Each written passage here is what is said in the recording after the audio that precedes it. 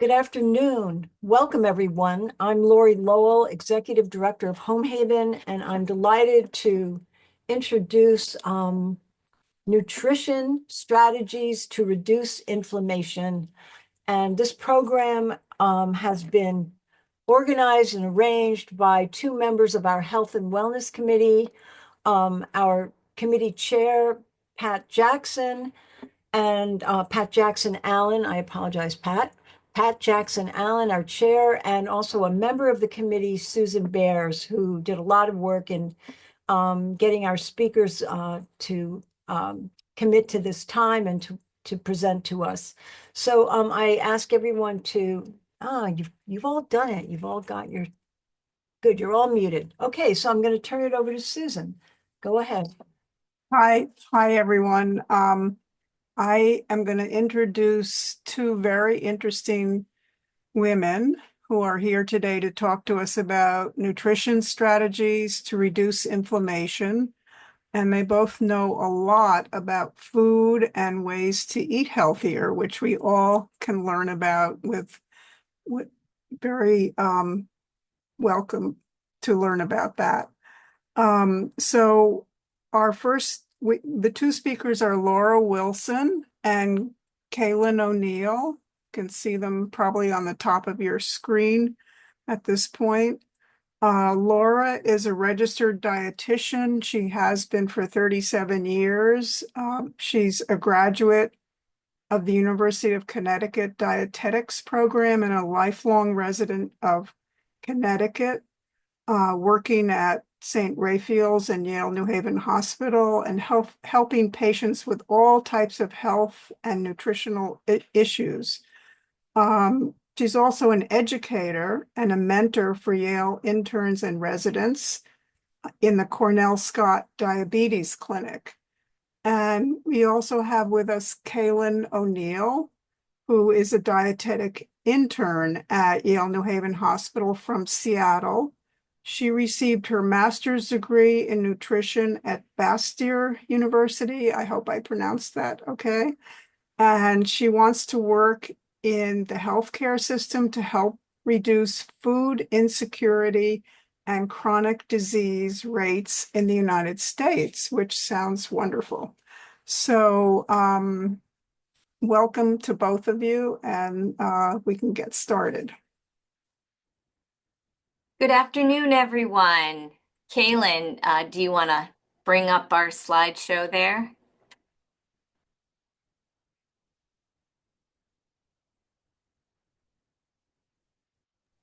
Can everyone see that all right? Yes. Great. Yes. Great. So we've been invited to speak to you today about how nutrition can impact the body, specifically as it relates to inflammation. Any of the information that we put forward today and discuss with you, we just want to make sure that you're aware should never take the place of any recommendations from your healthcare team. So these are just general strategies that really all of us can apply to a healthy lifestyle. We know that in the chronic disease model that inflammation is an issue that can put us at risk for some of our chronic diseases. So inflammation is related to rheumatologic conditions, MS, diabetes, heart disease, gut disorders, inflammatory bowel disease, and the like. So really, it's an important understanding that we have now between our nutritional intake, our gut, and how that also affects our metabolic health, our overall metabolic health, and even our brain health. So with that, I'm going to turn it over to Kaylin, who's put together a really nice in-depth presentation to tease out all of the details so that perhaps you can make applications to your own dietary habits. Thank you, Laura. So yeah, like Laura said, or I'm going to do a quick overview of the presentation. So Laura gave a really nice introduction to what inflammation is and how it can kind of contribute to chronic disease. I'm going to go over some environmental and nutrition factors that can increase inflammation. And then we'll get into those specific nutrition strategies that we can implement to kind of help decrease inflammation. And then at the end, I'll go over some tips, a way to model your plate, and just some general takeaways that, again, as Laura said, will hopefully help spark some ideas for ways that you can implement this into your life. So what is inflammation? We hear it and we think of it's like a scary thing and we're like, what is that? But it's actually a very natural response that our body has. It could happen to injury or infection. And in the short term, inflammation is a good thing. It's protective. You think of getting like a cut on your finger, it gets red, it gets a little swollen, and that's like a good response. It's all of your body's cells going to kind of help that out. Over the long term, though, chronic inflammation is going to cause damage to the body. We don't always want to be in that inflamed state. When we are in that inflamed state for a long time, as Laura said, it can be a contributing factor to developing some of these long-term chronic conditions like diabetes, autoimmune conditions, coronary artery disease, other things that Laura mentioned. And so we can use nutrition as a way to kind of chip away at this chronic inflammation. There are lots of factors that can cause inflammation. Lots of them are outside of our control, those being genetic, age, pollutants in our environment. Some of those are more within our control, things like smoking, having a sedentary lifestyle, poor sleep, excess alcohol. So again, it's hard to point a finger at a certain thing that's causing inflammation in the body, but it's also helpful to look at each aspect and see what are we most in control of and what can we kind of wield to actually have an impact on the inflammation. So what we're here to talk about today is diet and diet's role in inflammation. So when we dive into the research about foods that cause inflammation in the body, unfortunately, a lot of the foods and eating patterns kind of link up with what we consider the standard American diet.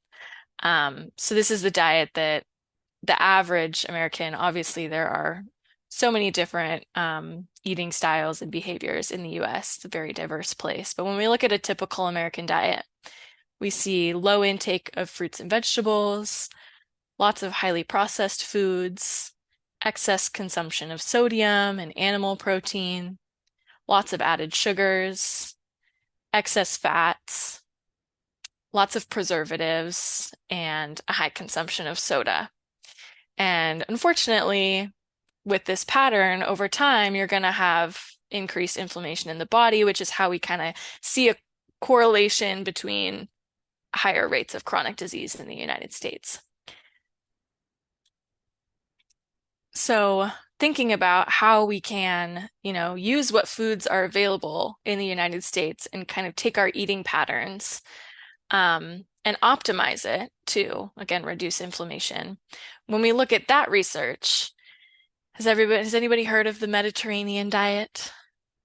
Can't quite see everyone, but I'm seeing some head nodding. Yeah. Mm-hmm. So the research is, there's a lot of research in the Mediterranean diet, and it's kind of at the forefront right now when we think of, a healthy diet in terms of not only decreasing inflammation, but also reducing rates of chronic disease. So it is the diet that is most studied, and again, has the most research to support its effectiveness at reducing inflammation. So I'm going to just kind of do an overview of it here.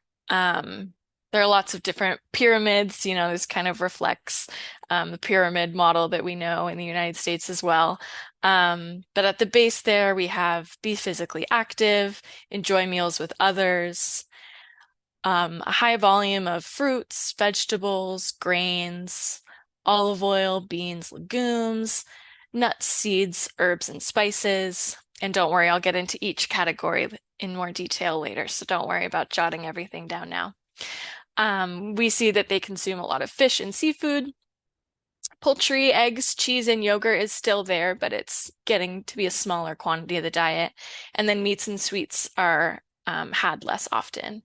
They have a big emphasis on drinking water, staying hydrated, and then, of course, alcohol in moderation. It's also technically part of the Mediterranean diet. And so I didn't want to deep dive too much into all of this body of research that we have into why the Mediterranean diet is so anti-inflammatory. But back to what Laura was talking about, the gut plays a really big role in moderating inflammation in our body. So the Mediterranean diet is high in foods that support our gut microbiome and strengthen our gut. So fiber-rich foods like legumes, whole grains, and vegetables feed that good gut bacteria that we hear about, which kind of helps support our immune system and our inflammation system. It's rich in a wide variety of foods that have little compounds in there called antioxidants and phytochemicals, and those are bioactive in our body and help promote those anti-inflammatory pathways and also decrease pro-inflammatory pathways. Again, healthy fats, and I'll get into more details later, but those are in things like nuts and seeds and olive oil. I think we associate fat with being more inflammatory, but there are certain kinds of fats that are actually anti-inflammatory. The Mediterranean diet is lower in processed foods and added sugars, which again, we see quite a bit in the standard American diet. In large quantities, those will promote inflammation. And then there are lots of principles that go along with the Mediterranean diet, one of which being focusing on moderation over picking a strict diet and sticking to it, because that's not sustainable. Where we see improvements in chronic inflammation is when people are able to adapt more of a lifestyle rather than a strict diet. The opening is hyperbole. A long time ago, perhaps. Was that someone asking a question, or is that just unmuted? Okay. Thank you. Okay. So I feel like a lot of people hear the Mediterranean diet and they're like, well, I don't eat like that. I don't have tomatoes growing in my backyard all the time. I don't have access to fresh fish all the time. And so to kind of adapt the Mediterranean, the Mediterranean diet can be adapted to really anybody's preference. And I like to think of it in these categories of foods and then figuring out which categories to prioritize and which to kind of what foods from those categories to focus on to fall under this Mediterranean diet pyramid and lifestyle. So for the next several slides, I'm going to go into each of these categories and kind of talk about foods that we would prefer over other foods from each category. So like I said earlier, there's a lot of deep research and science behind why each of these foods are helpful with inflammation. But briefly, fruits and vegetables, high in fiber, again, higher in those antioxidant and bioactive compounds that I was talking about. They're really supportive of a healthy gut microbiome, helps with blood sugar control, and more. Whole grains, again, a great source of fiber, supportive of that gut microbiome. Has minerals and vitamins that are essential and also help promote satiety so that we don't start reaching for those other less healthy foods. Quality protein is very important, maintaining and growing muscle and making sure that we're not falling deficient so that we're pulling vitamins, minerals, nutrients from our existing muscle. And then also having more protein and more muscle on your body can help encourage metabolism. Healthy fats, like I talked about before, promote anti-inflammatory pathways can help with joint health, heart health, brain health. And then dairy, choosing dairy lower in saturated fat and added sugars, which are typically pro-inflammatory. All right, so let's get into each of these. So starting with fruits and vegetables, our biggest message is basically eat as many plants as you can. For vegetables, we're aiming for 4 to 5 servings of vegetables a day. We want to eat the rainbow. I like to go to the store and then look at my basket and see what different colors I have going on. Am I just picking green vegetables or am I just picking red things? It's ideal to eat the rainbow. So kind of looking at what you're eating and seeing, because all those different foods are going to have different benefits to them. And then this is just another tip that I like to throw in here. I think we often think of frozen vegetables or canned vegetables as being less healthy and less ideal than fresh food. But actually things that are frozen almost instantly after being picked. So they're actually going to have peak nutrient density. So frozen vegetables are great, especially if you find that your food is going bad before you have a chance to eat it. And then canned vegetables or fruits are great as well. Those are going to last longer, not as worried about wasting anything, and going for the low sodium option is great. And then 2 to 3 servings of fruit each day. Opting for whole fruits instead of juices when able is ideal, because with juices we often see that added sugar, and that's going to be part of that potential for a pro-inflammatory response. And again, back on the frozen option there, frozen fruits are just as, if not better than fresh fruits. So don't worry about,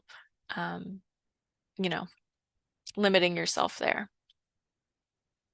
Anybody have any questions while we're talking about fruits and vegetables? All right. Oh yeah, Susan. I think you're muted. So I was wondering about smoothies because they've become very popular and that sort of makes it into a juice. Yeah, that's a great question. So it seems like, when you think about it, yeah, you're turning it into a juice. It seems like when you blend it, it's kind of getting rid of some of that fiber. But on a microscopic level, it is still the same as the fruit or vegetable that you put into it. The fiber content might go down a tiny bit, but smoothies are a really great option. They still have all of the same fiber that's in the original fruit or vegetable that you put in it. So, yeah, smoothies can be a good way to kind of pack in a lot of nutrients. Yeah, good question. I have a question. Mhm. I think you mentioned that one should incorporate, I think, 4 to 5 servings of vegetables a day. Mhm. How is that practical? I mean, are you supposed to have 2 servings of vegetables for lunch, 2 servings of vegetables for dinner? I mean, is that ideal? Yeah, that's a good question. Laura, did you want to jump in on that one? I was just going to make a distinction between smoothies and juicing before we answered Jim's question. Juicing is a different device, and that's a process where the fiber, which is one of the most important parts of fruits and vegetables, is removed. So we don't typically promote juicing, but a smoothie, like Kaylin said, incorporates all of it and just blends it all together for us. But no, Kaylin, I'll let you answer Jim's question. Maybe you could point out what a serving size is. Yeah, absolutely. So yeah, it sounds like a lot. So 1 serving is about a measuring cup with regards to like raw vegetables such as lettuce, greens, but cooked vegetables, a serving is a half a cup. So, just about what would fit in your hand. So when you think about building your plate, I'll get to it at the end, but ideally we would fill half of our plate with vegetables. it doesn't end up taking up too much space or being too much. So at lunch, it could be just a cup of salad greens and then, half a cup of roasted Brussels sprouts. So 4 to 5 servings feels like a lot, but when you're kind of mixing and matching like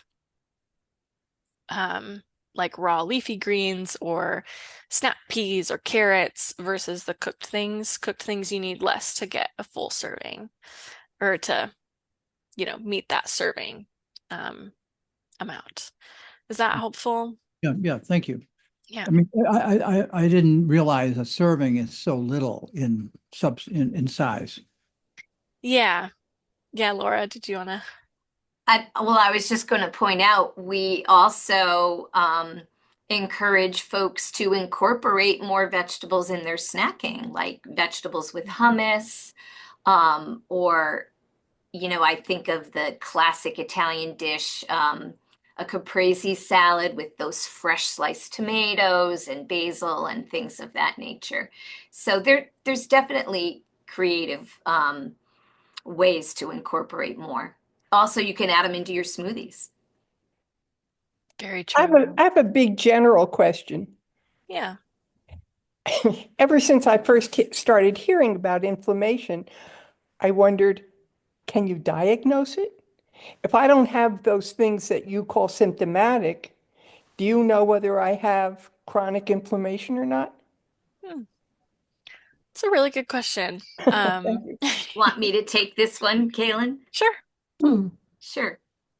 There are some blood tests that are used for measuring degrees of inflammation, but those tests are typically associated with certain disease processes. Like if you have rheumatologic disorders, there are certain, like SED rate, CRP, there are certain blood tests that inflammation gets monitored.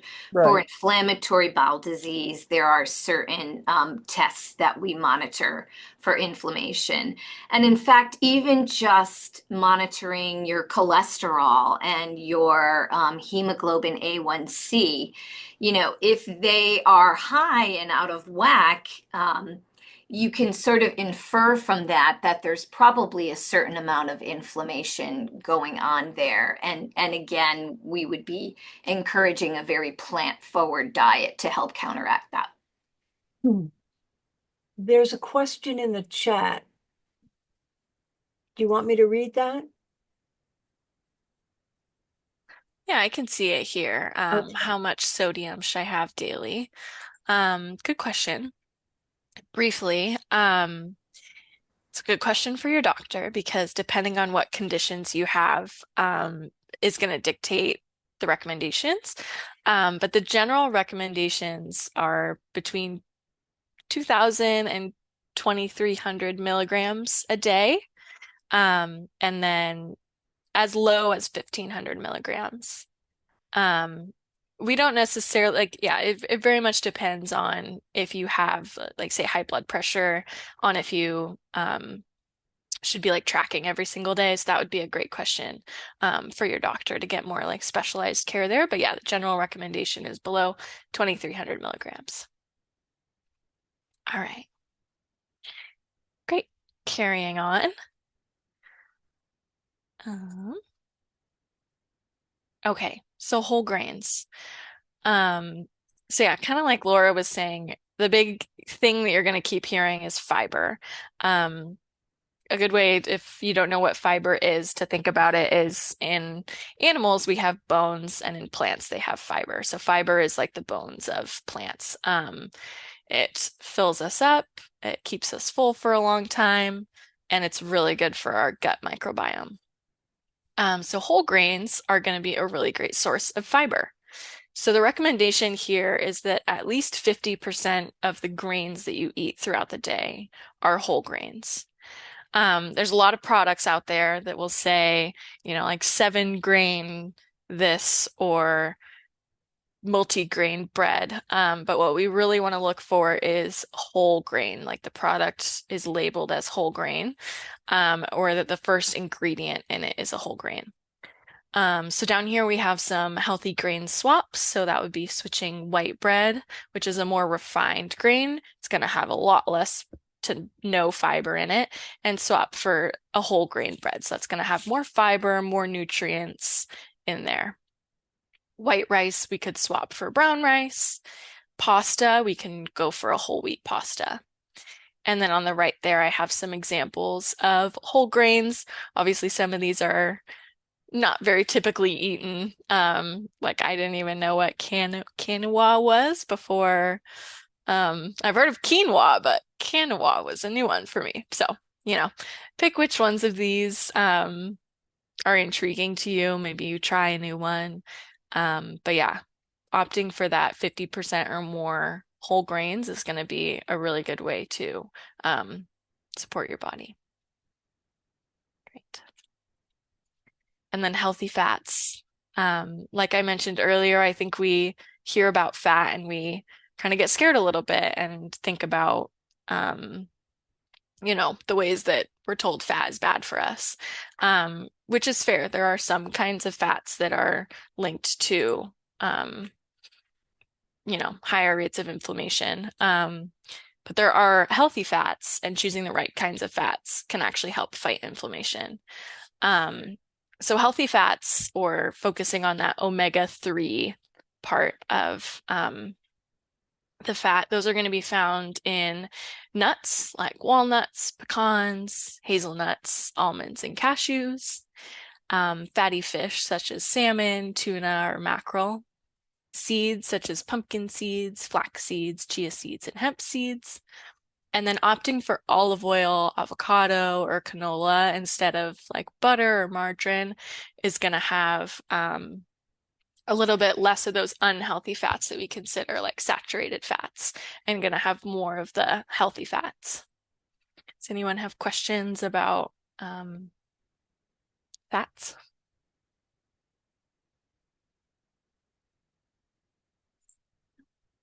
Okay. It looks like Diane is raising her hand. Okay, thank you. I can't see if people are. Diane, can you unmute yourself to ask your question?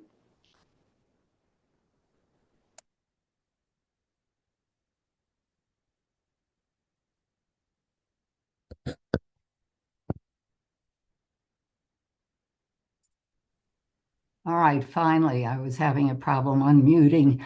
I No worries. apologize to everyone, but my hearing aid person just called, so I had to answer the phone. Anyway, uh, some of us are all in the same situation here, because I have to go back to when you were talking about the number of vegetables each day. And I know you were answering the gentleman about how can you do that. And I can tell you that I, along with other people I know who live just independently, my the amount of food that I could bring in before it goes bad now, I mean, I can't do cauliflower and broccoli and things like that. So I have to resort to the little, cut up frozen foods all the time. Mm-hmm. So, I mean, since I, as I'm sure other people in certain age group, are eating less, it's hard to fit a lot of these things in. So I don't know if you have a suggestion for that. I mean, if you can't fit everything in, are there some things that are more important than others in a daily menu? Yeah, absolutely. Thank you for that question. I want to start by saying I totally understand the difficulty with getting fresh vegetables and keeping those and being able to use them all. Frozen vegetables are just as nutritious as fresh vegetables. So, keeping those on hand is great. Definitely don't want to discourage that. I know that they can be less desirable to eat, and that can be a struggle. But yeah, definitely don't shy away from using those. And the pre-cut ones are great. It just gets boring. Yeah. I mean, the best I eat is when I eat out. And that used to be the opposite. You know, when you eat out, you eat things you shouldn't be eating normally, but it looks so delicious. But the Mhm. healthiest way I eat is when I eat out because I don't have to worry about buying, a large variety of things. So that was just, where do I focus? Yeah, absolutely. Laura, do you have any thoughts on that? So wherever you are at in your journey for optimizing your nutrition, even a little bit more is sometimes better. You know, maybe you're not consuming overall the same amount of calories as somebody else. Because your body just doesn't need that many. So maybe 3 servings of vegetables, like if you were at 1 serving, maybe you could bump it up to 2 or 3. I think that's really an important distinction to make, is that everybody is different. And to your point, a lot of folks, as we get older, we just don't eat the same volume of foods that we used to. But even just trying to include a little bit more with lunch or a snack or with a vegetable soup or things like that can go a long way. Yeah, thank you, Laura. Question in the chat. What about grapeseed oil? It's a good question. I'm pretty sure it is a good or like fits in with our kind of criteria for a preferred oil. Yeah, good question. All right. Great. Keep chugging along. So quality protein is another really important part of, again, keeping us strong and also fighting inflammation. There are some protein options that are going to be a little more pro-inflammatory, and so that's going to be those on the right there. Deli meat, sausage, high-fat cuts of meat. Red meat is a little more like I think we think of it and we're like, oh, we're supposed to, completely cut that out. Um, Really high quantities of red meat when you're looking at like your week or month, that's gonna contribute to some inflammation, but we do not need to completely cut red meat out of the diet. So I put that over there just to kind of keep in mind. But especially if you're picking like leaner cuts of red meat, it's not something that we need to worry about like seriously Can I ask a limiting. question? Hello? Yeah. Red meat substitutes. I've been using phony hamburgers that are made from soy and some that are made from peas. I know the soy may not be that great, but what about the ones made from peas? What suggestions do you have about red meat substitutes? That's a good question. So with where things are at right now in terms of those like alternative ones that are on the market, like Beyond Burgers or I haven't seen the Impossible, yeah. Nutritionally, like they tend to have a lot of extra ingredients because like think about all the work that they're putting in to turn the plants into meat. And so again, if you only eat red meat or you're only wanting to have like a burger, let's say once or twice a week, and you prefer to just have the red meat burger, that is completely fine. If you're looking for an alternative, I'm trying not to eat meat. yeah. Is that for any particular reason? Animals. Okay. Yeah. Understandable. Yeah, I mean, when we think of protein alternatives that are not meat-based, we can look down here at like beans, nuts, and seeds. So like peanut butter, getting a serving or two of beans in every single day, having nuts. Do you do like dairy at all? Yeah, and I probably shouldn't do as much, but my cholesterol is high, but it's controlled by 40 milligrams or grams of statin. So, and then what about with statin and the CoQ10? How does that interact with one another? Mm, I'm that would be wondering. another question for Okay, your all right. doctor. I'm afraid that's a little outside of our Okay, scope here, but it's a but good no, question. I believe I have enough protein. My blood work Yeah. has been good. Yeah.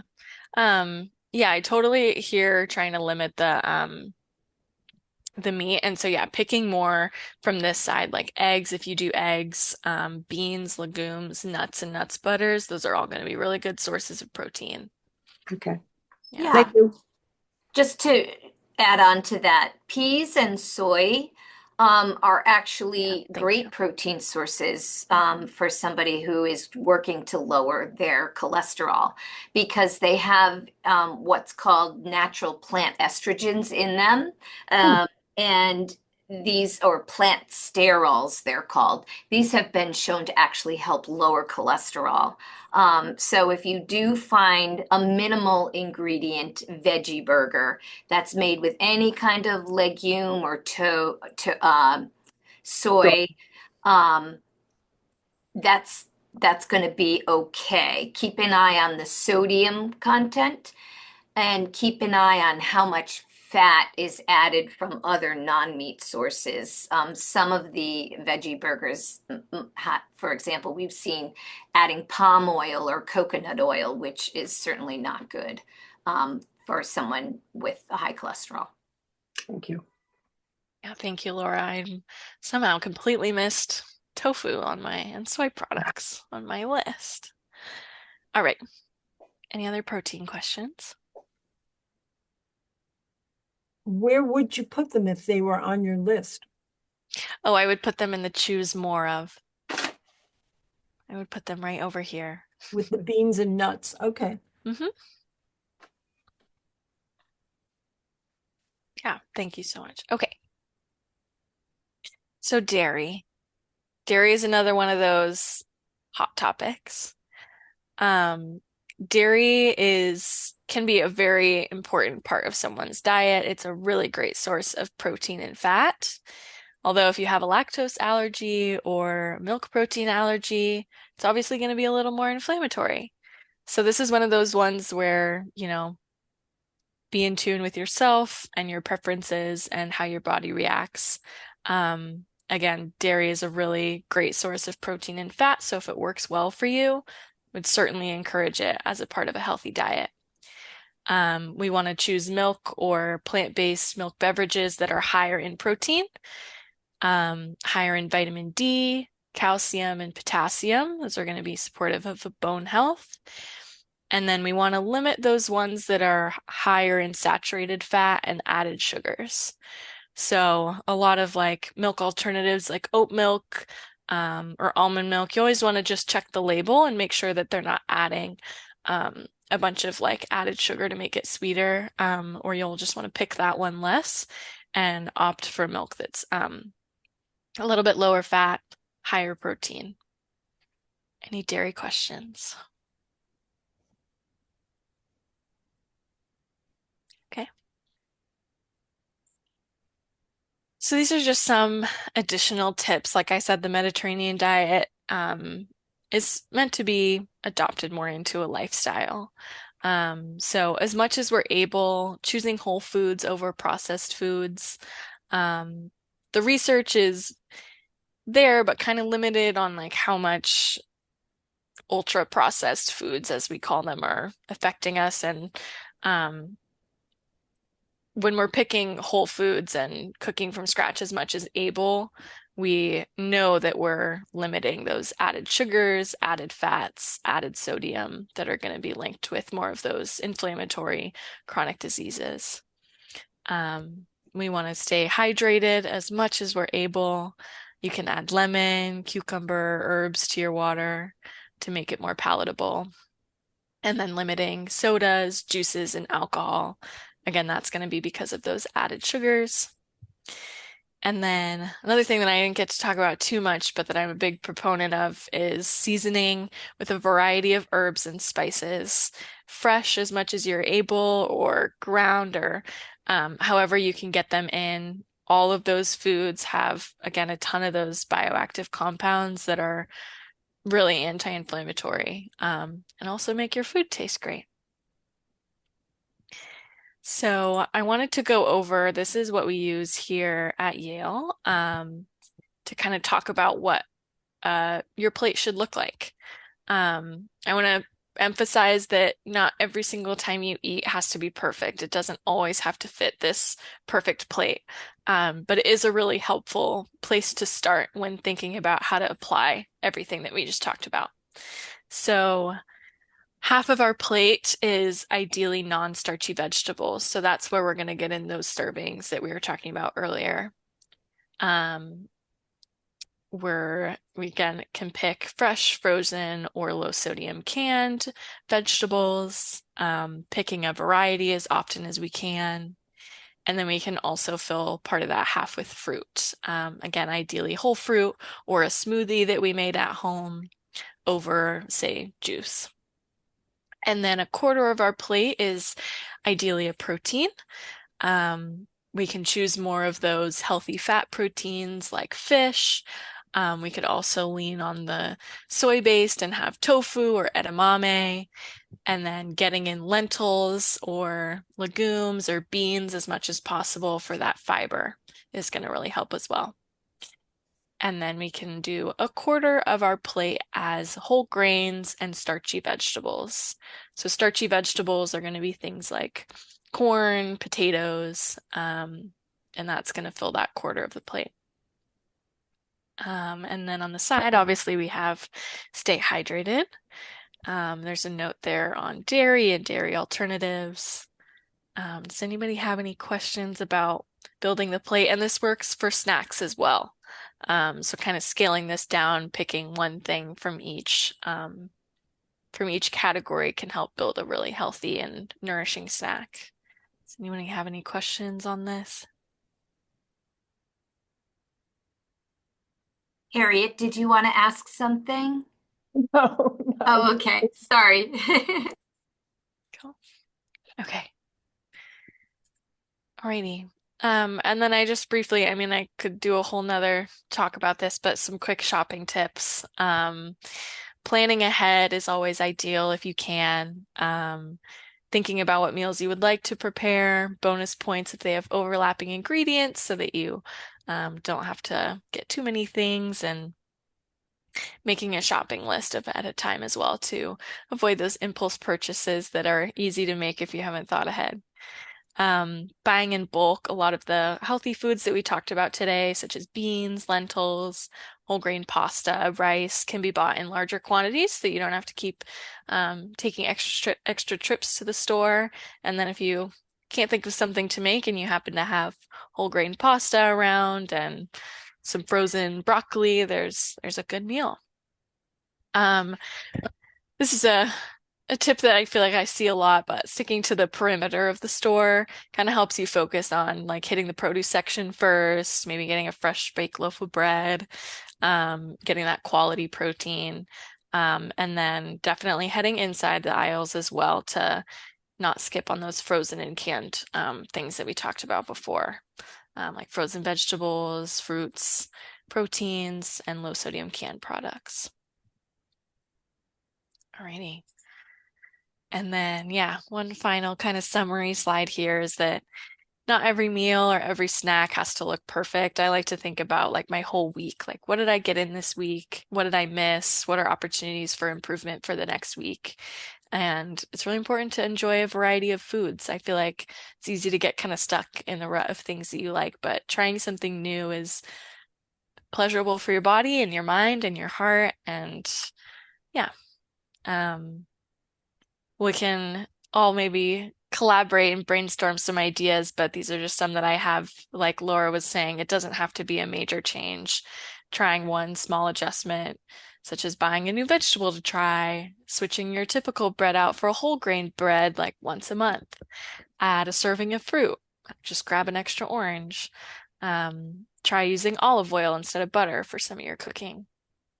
Those are just some ideas. But yeah, I've really appreciated all of the questions that you all have asked during this and would love to open it up to keep discussing. If anybody has any questions or anything that stood out to them that they want to kind of take away from today. I have a question. What about nightshade vegetables? At one time, they were thought to be inflammatory, like tomatoes, potatoes, eggplants. I mean, is there a change in that regimen? Because my husband, at one time, I used to have to avoid all those because they were inflammatory. Really great question. That is unfortunately something that's been kind of debunked. There are some people who have, I'm not sure if it's a specific. What did you just do? We lost, Yeah. we lost your audio, Kaylin. Just for a second. Oh, it's gone now. No. No, can't hear you still. Or see you. I could see her. Well, I can't.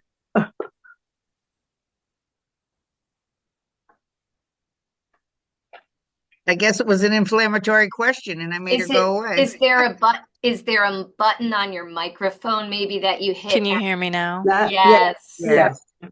Are you Thank for you. Verizon? Kaylin, could you unshare so we can see the Oh, group? yes, of course. Thank you. Okay.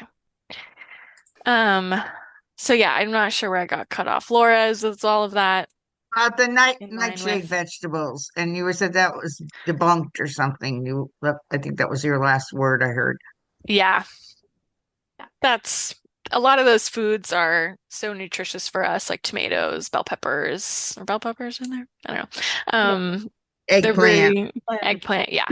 They're so nutritious, and unless again you have a specific allergy to them or specific reason to avoid them, they're absolutely part of a healthy anti-inflammatory diet. Yeah. I heard I'm sorry. You finished, Marilyn? Yes. Okay. I heard a Wait, report somebody last- has their hand up though. That's me. Oh, no, that was me. I think it's me. Anyway. Another one. Oh, that other one can go first. I don't know. Gary, you have Gary, your go hand up. ahead. Gary, go ahead. Hi, I was just wondering about those ultra-processed foods that we hear about and have been warned against. Is the problem with ultra-processing that there are nutrients that we would like to eat that are not in them, or that there are additives in there that are would have a negative effect? So is it the absence of positive nutrients or the presence of negative ones? Good question. It kind of depends on the actual food, but I would say for the majority, we're more worried about kind of what's been added. But again, I mean, like, I forget, there's some things on this list of ultra processed foods that are very healthy foods, like bread is technically a processed food. Pasta is technically a processed food. So it's more about like making more choices towards the whole food side and less choices towards like packaged chips and, I don't know. Does that make sense? Laura, do you want to chime in? I actually think it's both. The absence of nutrient-dense foods, particularly the absence of fiber and the antioxidant foods like whole grains have more antioxidants in them, more fiber, and those nutrients actually have a positive benefit to tamper down the inflammation. But again, we're not saying none or never with the ultra processed food. I think if somebody would tell me that I could never have an Oreo cookie again, I'd be very sad. But the question is, if you swap out something like store-bought cookies for a piece of fruit or a yogurt or some Triscuit crackers that are 100% whole wheat, you're definitely getting rid of some unhealthy ingredients and you're adding more nutritious foods that help with the inflammation.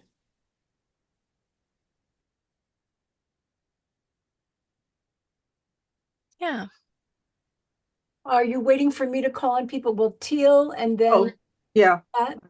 Pat after Oh, Teal. do you want to go next? Teal, go Patricia? ahead. Okay. I heard a report about a week ago about how MSG is now considered okay. And all the negative press that it got since the 60s was really unwarranted. Do you know anything about that? Was the racist against Somebody is speaking. Can somebody mute yourself if you're speaking, please? I'm done with my question. I wasn't talking to you. Somebody was okay. speaking in the background. Laura, I'm gonna let you take this one.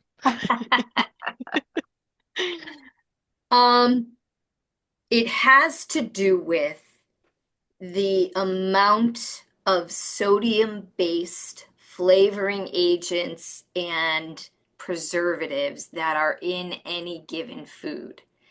The presence of MSG does not necessarily mean that there's a direct harm.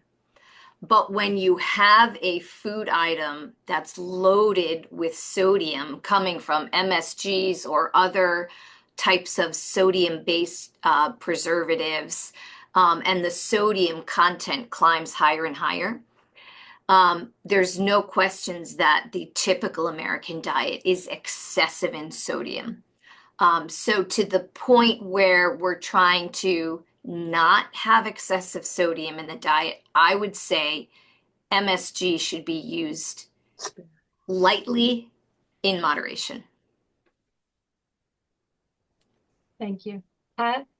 Yeah. Okay. So back to the basic question of inflammation. So you're encouraging us to have a healthy diet. Okay, we all know that. How exactly does the food change or cause our body to create inflammation? And then what about, I mean, I saw turmeric once in your slides. You go to Costco and there's 6 feet of shelf space on different turmeric preparations.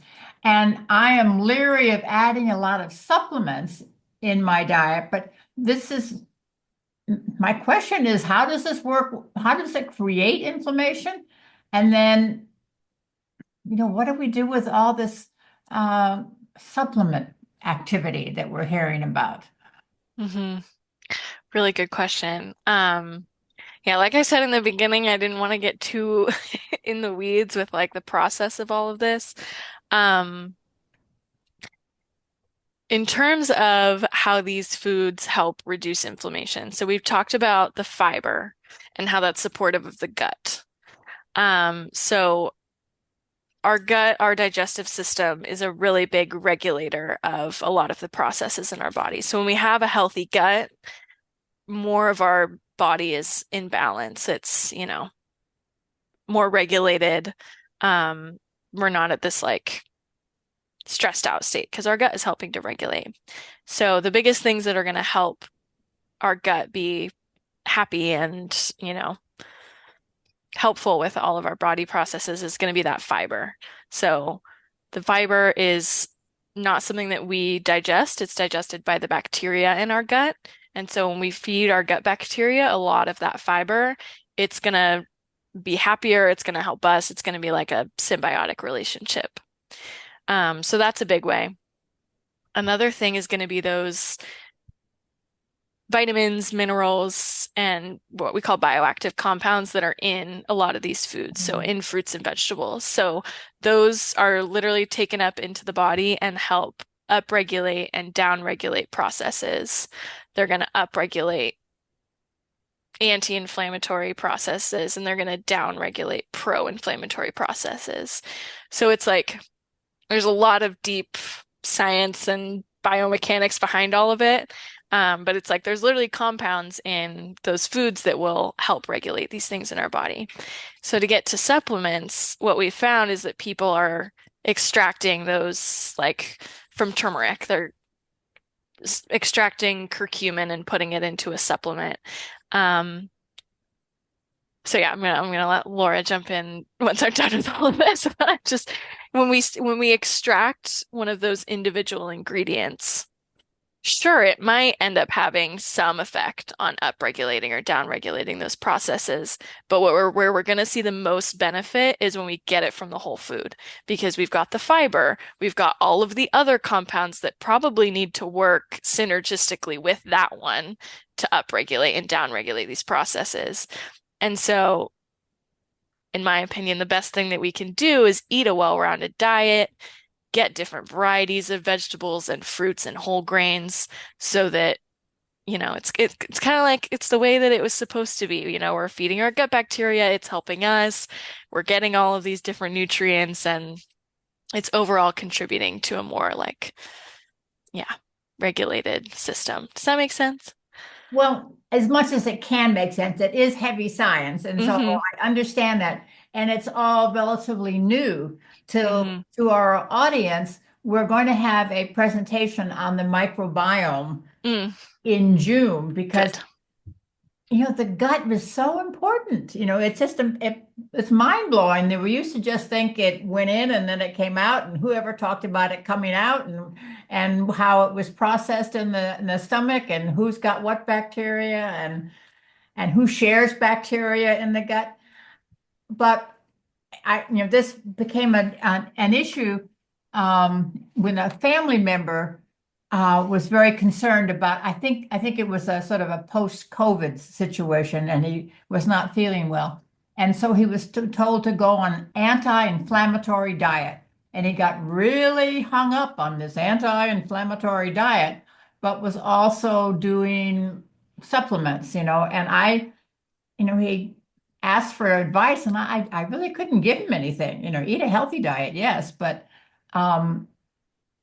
does changing your diet to try to reduce inflammation truly help you feel better? I mean, we know that there is some correlation with diabetes and rheumatoid conditions, but if we are generally healthy, don't have an obvious anti-inflammatory condition, how should we look at this diet for inflammation? Because we know that inflammation is important. And sometimes it's healthy and it helps fight infection. Other times it's just causing strain on our body. So I'll take this. Besides the name Mediterranean, what we're really talking about is a more plant-forward eating pattern compared to the typical American diet. They've done studies literally on the poop of folks after they've switched diets from the typical American diet to a more plant-forward, whole food, Mediterranean style. We could also call the DASH diet for hypertension is a very plant-forward diet. And actually, if you really look at the dietary guidelines for Americans, the latest iteration from the USDA, that also is a very plant-forward diet. And the majority of Americans, 90% of Americans, do not meet the minimum recommendations for Americans to eat 5 servings a day between fruits and vegetables. That's the minimum. So we have a long way to go. So does it have an impact? Well, yes, it does. It shifts the type of bacteria that are thriving in the gut. And when those bacteria eat more of these healthy plant-based foods, they release substances from that metabolism, such as butyrate. It's just one example. I don't want to get too heavy into the biochemistry. We absorb that, and that is a molecule that helps to tamp down inflammation. And there are other molecules that the immune system release. And so switching the diet can help with the immune system and what types of molecules are getting produced more or less. So there is a biochemical function going on there. So in summary, this kind of healthy eating pattern is really good for anyone's immune system. And so if we want to prevent getting a lot of infections, or we want to be able to heal more quickly from infections or surgeries or procedures, we do want to eat in this nicely balanced way. Okay, that is very helpful. And yes, we don't need all the bioscience of it yet, but your focus on plants, eat more plants because they are Correct. better for your gut, which helps control the inflammation in your body. Correct. Okay, thank you. In addition to other things, but I'll spare you the biochemistry. There is a question in the chat. Kaylin, can you see that? Yes, let me pull it up. Sorry. Thank you. It's from Susan Hawkshaw. Will the anti-inflammatory diet help with arthritis, or is arthritis a different inflammatory process? Good question. So arthritis is an inflammatory condition. All of the inflammatory things, it's all the same. We're all in the same land, to answer that part of it. Unfortunately, when we look back at the beginning of the presentation, we talk about factors that affect inflammation in general, or someone having arthritis. There are so many factors that contribute, genetics, age, everything that's happened over the lifespan or not happened. And so it's definitely not a cure. I'm sure that there are people out there who may have had that experience, but it's not, unfortunately, something that would completely eradicate symptoms of arthritis. However, it certainly could help. It certainly, again, we're all in this, it's all in the same inflammatory land. And so, eating with this pattern as much as possible will certainly help reduce inflammation in the body, and could certainly potentially help with symptoms. That's what I'll say about that. Thank you. Thank you. Of course. I have a question. When we cook food, it breaks down the fiber somewhat. So does that make the fiber less helpful for the gut biome? Or like sometimes I worry when I'm cooking like a stir fry, at one point it's all like big pieces of vegetables and then there seems to be this moment when it's overdone, it's overcooked. And at that point, is it less nutritious? And, because the fiber is really broken down so much? Good question. So what's left after you cook down that food is actually still the fiber. It's the water that got cooked off. Like that's where the volume goes. There are definitely, you can look up, there are certain foods that are most nutrient dense when cooked a certain way. Like each food is going to have its own little, this is the peak nutrient density is at this state of being. But getting into the weeds on that, I would say, is not worth your time. And ultimately, the difference is so minimal.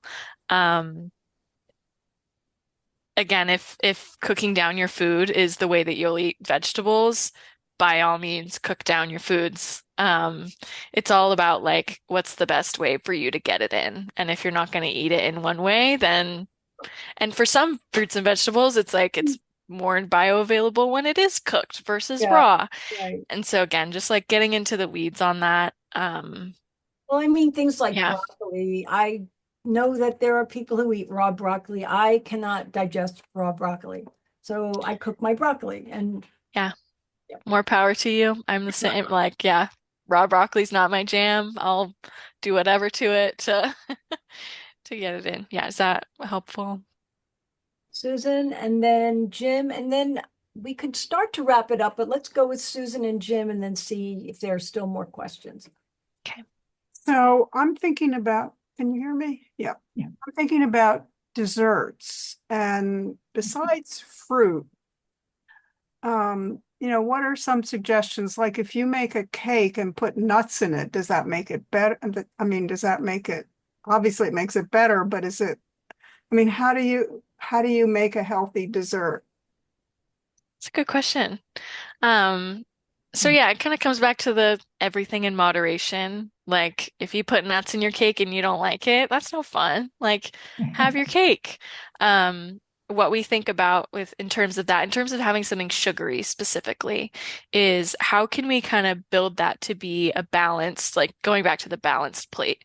So like I'll have my cake and I'm also going to have like a spoonful of peanut butter to get some protein and fat in, and I'm going to have a piece of fruit to kind of balance it out and fulfill that plate. So we definitely don't want to like take out those foods that are enjoyable. It's not realistic. Um, but it also can be really fun to get creative with ways that we can make some of our favorite things more healthy, like Well, adding nuts. yeah, so one idea is sort of to offset, like if you have something starchy like a sweet potato, to make sure you have protein with it. Or if in the middle of the afternoon you have an orange, which is healthy, but then you have nuts with it, so there's some protein. So that sort of helps. Yes, absolutely. Those were perfect examples. I loved that. Yeah, absolutely. Yeah, we didn't even talk about like blood sugar management or anything like that, but that's right in line with that. Yeah, that is, yep. Okay, Jim? Yeah, Kaylin or Laura, I was curious if you're familiar with a book called Good Energy by Casey Means, and if you think it's worthy. I am not familiar. I'm not familiar with that book. My daughter recommended it to me about a few weeks ago, and it's my new Bible. I think it's just the most unbelievable book on all things nutrition. So anyway, I just mentioned that. What's it called again? Yeah, say it again. Good Energy by a woman by the name of Casey Means, Means. It's all about, all about this topic that we've been discussing for the last hour, plus, it's all about, basically, if you have something acute wrong with you, trust your doctor. If you have something chronic with you, don't trust your doctor. Do this. Do what Laura and Kaylin are telling us to do. It's all about energy and mitochondria and, preventing inflammation and oxidation and, all that. But anyway, I really like it. Okay. I'm always wary of anything that says don't trust your doctor. Um, certainly there are chronic conditions where medications can be very, very helpful and important to manage blood sugar, to manage cholesterol. But, we would always take a holistic, from our end, we would always encourage a holistic approach where you certainly take an active role with diet and lifestyle. But also, and I don't know the book, but if it's recommending a lot of dietary restrictions in terms of individual foods, just use caution with that. Whole foods, all kinds of fruits and vegetables and whole grains. I think Kaylin mentioned this at the beginning. We really strive for a varied, balanced diet and not like a strict meal plan. I would say that your talk today is like a good overview of her book. Oh, great. Good. Get royalties. Thank you. I think this is a good place to close. I want to thank our speakers. Thank you Yeah. so much, our presenters. I have a quick question for Pat Jackson Allen. Pat, do we have a health and wellness program coming up in June? We have, I believe, two of them coming up in June. One is with a researcher at Yale who has been studying the microbiome and this idea of contagion how we share bacteria among our friends and family and community, and how that shared bacteria may affect our health, or at least we need to be aware of it. And then we are going to have a presentation on the new class of medications for obesity, the GLP-1 medications. We've got George Marino from Dr. George Marino from Yale, who is scheduled. I think Kate has got it scheduled. If not, he has agreed to speak to us in June about this new class of medications. So both of those. And then in May, we have a presentation by Adler Travel about traveling as an older adult. And that will be an in-person presentation at Best Videos in Hamden. So that's what we have left of this season's presentations. Good. Thank you so much, Pat. Yeah. I encourage all of our members to look at the May newsletter when it comes out on May 1st.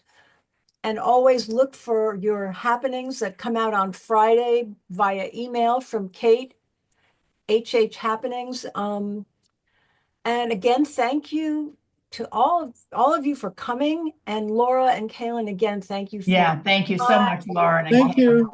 Yeah, thank you. Thank you so much. Pleasure to Good to meet see you all. everyone. Yeah. Quick Yeah, note thank to you. all, we are moving next week. Homehaven is moving offices next week. Please get Lauren and Kaylin, if you can stay on a moment, we can just chat with you.